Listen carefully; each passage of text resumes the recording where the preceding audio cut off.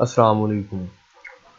आज का जो हमारा टॉपिक है उसके अंदर बेसिकली हम देखेंगे टाइप्स ऑफ सेल। ठीक है। बेसिकली जो सेल है इसको दो मेजर टाइप्स के अंदर डिवाइड किया गया है। ठीक है। और या आप ये भी कह सकते हैं जो जानदार हैं इनको बेसिकली जो है वो दो कैटेगरी के अंदर डिवाइड किया गया है on the base of cell, यानी सेल की बेस पर जो है वो जानदारों की दो अकसाम बनाई गई हैं। ठीक है। सबसे जो पहली अकसाम है उसे हम प्रोकैरियोटिक का नाम देते हैं, और दूसरी जो है वो टाइप है सेल की या ऑर्गेनिज्म की, उसे हम यूकेरियोटिक सेल या ऑर्गेनिज्म भी कह सकते हैं। यानी ऐसे जानदार जो प्रोकैरियोटिक सेल से मिलकर बने होंगे वो प्रोकैरियोटिक ऑर्गेनिज्म कहलाएंगे, और ऐसे जानदार जो यूकेरियोटिक सेल से मिलकर बने होंगे उन्हें हम यूकेरियोटिक ऑर्गेनिज्म का नाम दे सकते हैं। अब बेसिकली इन सेल के अंदर जो है वो क्या डिफरेंस है या इनकी ग्रुपिंग किस बेस पर की गई है, वो हमारा आज का टॉपिक है कि क्या क्या ऐसी इनके अंदर सिमिलरिटीज़ हैं या इनके अंदर डिफरेंसेस हैं जिनको बुनियाद बनाकर हमने जो है ऑर्गेनिज्म है जो जानदार हैं उनको डिवाइड किया है। ठीक है।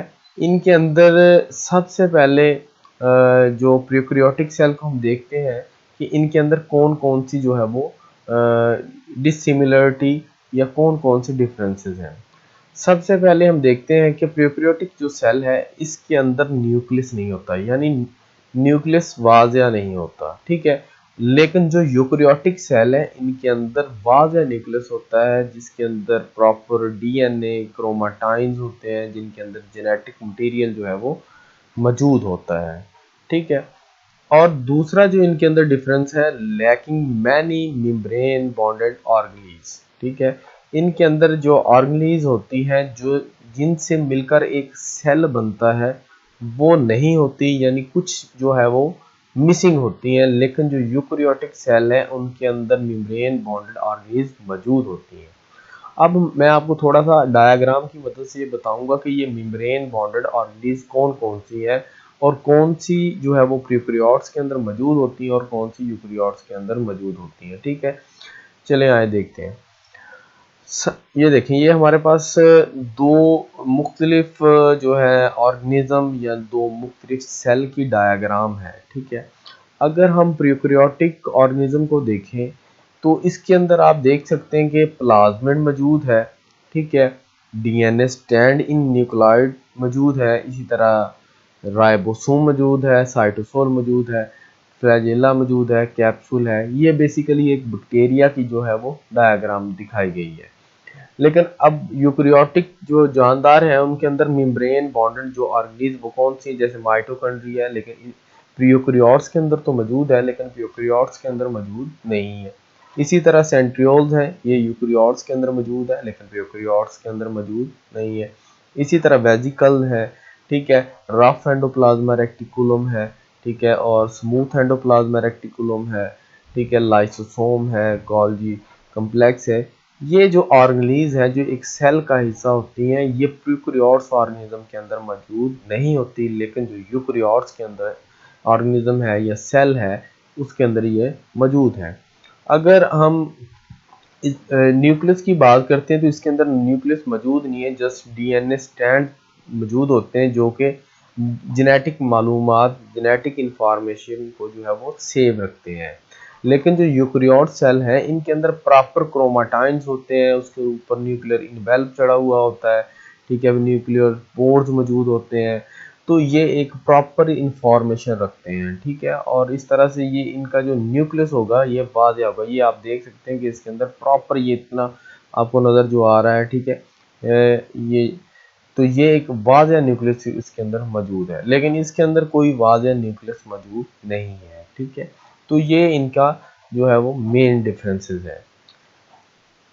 नेक्स्ट जो डिफरेंस है, ठीक है, अगर हम इनके सेल के साइज की बात करें तो प्रोकैरियोट्स का जो सेल होता है ऑर्गेनिज्म का वो छोटा होता है, लेकिन जो यूकेरियोटिक सेल है उनका जो साइज है वो प्रोकैरियोट्स की निस्बत में थोड़ा सा बड़ा होता है, ठीक है। और अगर हम इनके अंदर रिप्रोडक्शंस की बात करें कि ये अपनी नस्ल को किस तरह से आगे लेके जाते हैं, तो ये बेसिकली इनके अंदर एसेक्सुअल रिप्रोडक्शन का तरीकेकार मौजूद होता है। एसेक्सुअल रिप्रोडक्शन क्या है? जिसके अंदर दो ऑर्गेनिज्म हिस्सा नहीं लेते, सिर्फ सिंगल ऑर्गेनिज्म से ही, यानी मेल या फीमेल से ही जो है वो अगली नस्ल स्टार्ट हो जाती है, ठीक है। जैसे कि इसके इनके अंदर फिशन होती है। फिशन क्या है कि किसी चीज़ का मुख्तलिफ छोटे छोटे हिस्सों के अंदर डिवाइड हो जाना, और फिर वो जो हिस्से हैं वो मजीद जो है वो नए ऑर्गेनिज्म के अंदर चेंज हो जाए।